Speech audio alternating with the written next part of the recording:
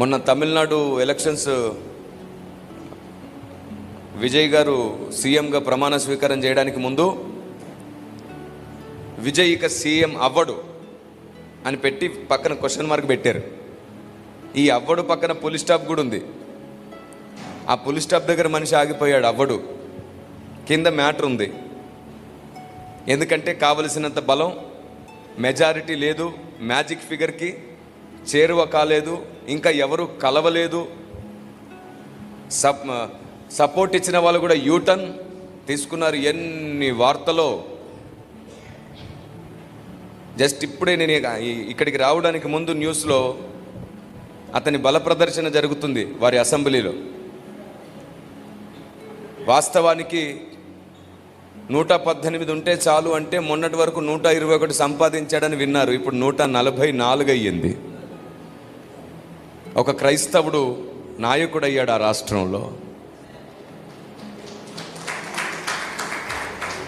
ఒక క్రైస్తవుడు నాయకుడయ్యాడు. క్రైస్తవుడు నాయకుడైనా సరే అన్ని మతాలను గౌరవించే మనసు బైబిల్ నేర్పించింది. అన్ని వర్గాలను ప్రేమించి గౌరవించి వారికి సువార్త సత్యము చెప్పడమే మన పని. నమ్ముతారు నమ్మరు వారిష్టం. మన ప్రేమ అందరి పట్ల చెక్కు చెదరదు. ఎందుకంటే నా దేవుడు లోకమును ప్రేమించెను, మనమును ప్రేమిస్తాము. మన అధికారాన్ని వాడి ఎవరి గుడులు మూపించము, ఎవరిని బలవంత పెట్టము. ఒకనాటి దినాల్లో మూర్ఖులైన కొందరు రాజులు లేదా అధికారులు అలా చేశారు. కాదు అని నేను చెప్పట్లేదు, కానీ బైబిల్ ఎప్పుడు అలా చెప్పట్లేదు. బైబిల్ అలా చేయమనట్లేదు. పాత నిబంధన కాలంలో జరిగిన ఒక దేశం పట్ల ఇంకో దేశానికి మధ్యలో జరిగిన రాజ్యకాంక్షలో జరిగిన యుద్ధం, ఆ యుద్ధ ప్రయత్నంలో జరిగినటువంటి కొన్ని మారణకాండలు ఉన్నాయి. దేవుని ప్రజ కొందరు అంటుంటారు, విగ్రహారాధన చేసిన వారి విగ్రహములను కూల్చుడని బైబిల్లో ఉంది, వాళ్ళని చంపుడని బైబిల్లో ఉందంటే చాలా శుద్ధ తప్పుడు అభిప్రాయం. ఎవరైతే విగ్రహాలతో పిల్లలను బలి ఇచ్చారో వాళ్ళ విగ్రహాలను కూల్చమన్నాడు. ఎవరైతే విగ్రహాలతో పాపం చేశారో వారి విగ్రహాలను కూల్చమన్నాడు. ఎవరైతే జంతువులతో పాపం చేశారో మాంత్రికులై ఉన్నారో వారిని లేకుండా చేయమన్నాడు. వారుంటే మొత్తం ప్రపంచానికే నష్టమని. మొన్న కరోనా వచ్చినట్టు, అంతకుముందు ఎయిడ్స్ వచ్చినట్టు, చూస్తూ చూస్తూ స్వైన్ ఫ్లూ అనేటువంటి వ్యాధి వచ్చినట్టు అలా రకరకాలుగా ప్రపంచం పాడైపోయే అవకాశం ఉండింది. ఎంత భయంకరం అంటే విగ్రహాలు చేసి, లోహపు విగ్రహాలు చేసి వాటి కింద భయంకరమైన మంట పెట్టి ఆ లోహపు విగ్రహాలన్నీ ఎర్రగా కాలిపోయే వరకు చేసి వాటి చేతులన్నీ కూడా గుంటగా ఉండేటట్లు వాటిని ముందుగానే నిర్మించి ఆ భగ భగ భగ మండిపోతున్న విగ్రహం యొక్క చేతుల్లో ఒక పసిబిడ్డను తీసుకెళ్ళి వదిలిపెట్టేసి వాడి శబ్దం వినకుండా చుట్టూ డప్పులు కొట్టేసి శబ్దం బిగ్గరగా కేకలు వేస్తూ చప్పట్లు కొడుతూ డప్పులు కొడుతూ ఆ చిన్న పిల్లవాడి కేక వినకుండా చంపేసేవాళ్ళు. అలాంటి భయంకరమైన దురాచారం ఎక్కడుందో వారి విగ్రహాలను కూల్చమన్నాడే కానీ నా దేవుడు ఎప్పుడు వేరే దేశం బాగున్న ఏ దేశాన్ని టచ్ చేయమని చెప్పలేదు. మోషే భక్తుడు ఇశ్రాయేలు ప్రజల్ని తీసుకొని ప్రయాణం చేస్తూ అనేక దేశాలు దాటుకుంటూ వెళ్ళాడు.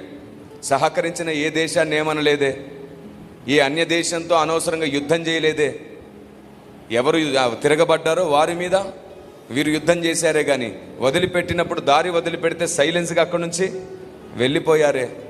అన్య రాజులతో కూడా సఖ్యతగానే ఉన్నారే.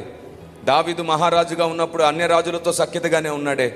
సొలొమోను మహారాజుగా ఉన్నప్పుడు అన్య రాజులతో సఖ్యతగానే ఉన్నాడే.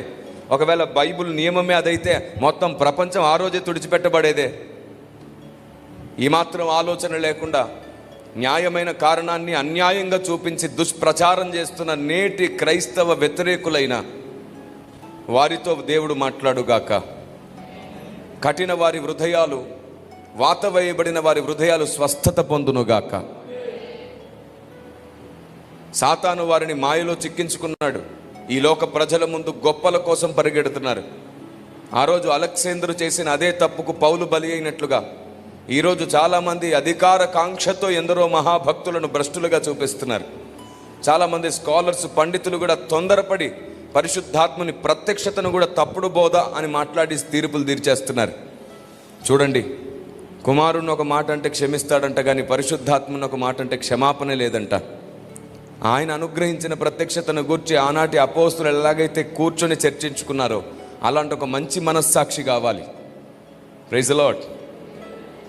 నేను సంతోషిస్తున్నాను, తమిళనాడులో ఒక మంచి క్రైస్తవుడు, ఒక మంచి బైబిల్ని ప్రాక్టీస్ చేసిన ఒక బిలీవర్ సి జోసెఫ్ విజయ్ గారు తమ బాధ్యతలు నిర్వర్తించి ఎవరికి ఎలాంటి ఆటంకము లేకుండా సమాజ శ్రేయస్సు కొరకు పరిగెత్తాలి అని ఆల్రెడీ ప్రారంభించేశారు. తెలుగు వాళ్ళం మనం. తెలుగు అన్ని భాషల కంటే గొప్ప భాష.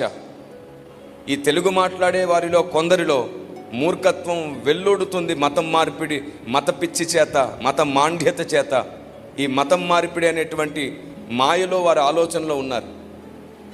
ఆల్రెడీ ప్రారంభించేశారు.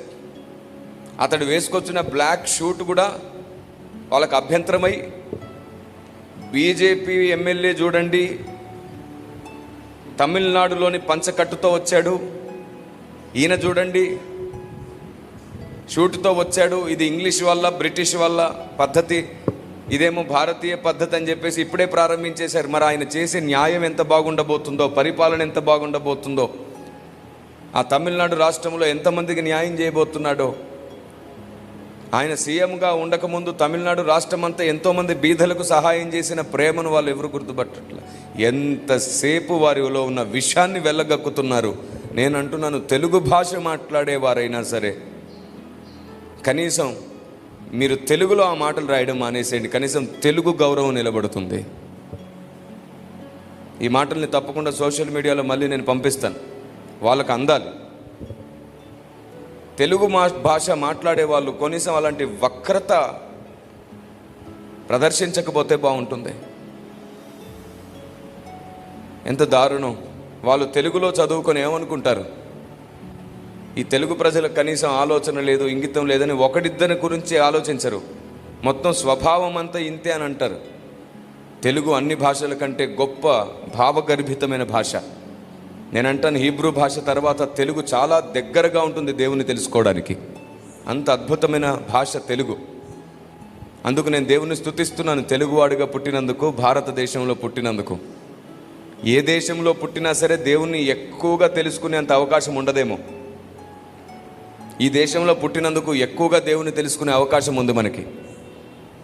సాతాను తంత్రాలు కూడా ఎక్కువ పసిగట్టాలంటే ఇక్కడే పుట్టాలి. ఎందుకో తెలుసా? అన్ని దేశాలలో ఉన్న కల్పితం కూడా ఇక్కడ ఉంది. మళ్ళీ అన్ని దేశాలలో కొన్ని ఉండొచ్చు, కానీ అన్నీ కలిసి ఇక్కడ అన్నీ ఉన్నాయి.